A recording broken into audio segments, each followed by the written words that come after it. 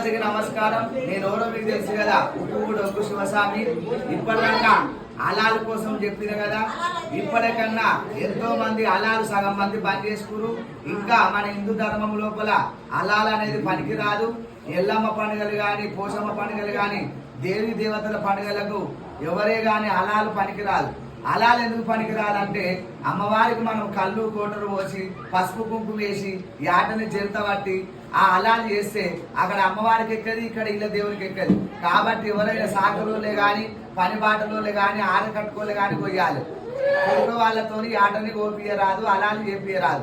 ఆ కోపించినట్టయితే అది అమ్మవారికి ఎక్కేది ఆ ప్రసాదం. కాబట్టి ఈ పని బాటలో పండుగలు వేరే తీరుంటాయి, బ్రాహ్మణులది వేరే తీరుంటది, శక్తి పూజారుది అలాగుంటది.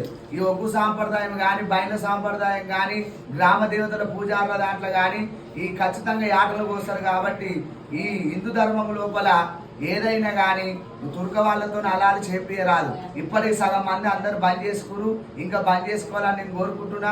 అమ్మవారికి పనిపాటలకు వస్తే అమ్మవారికి అనేది శాంతి ఉంటుంది. ఎందుకంటే కళ్ళు కోటలు పోసి నువ్వు పసుపుకుంటూ వేసి చెల్తాల్చి ఎవరైనా అలాలు చేసుకునేది ఉంటే, ఎవరైనా పీర్లకు కానీ ఏదైనా వాళ్ళ దేవుళ్ళకు పూజ సంబంధించింది ఉంటేనే చేసుకోవాలి, కానీ మన హిందూ దేవతలకు పనికిరాదు. జై బోలే మావరాలమ్మకి.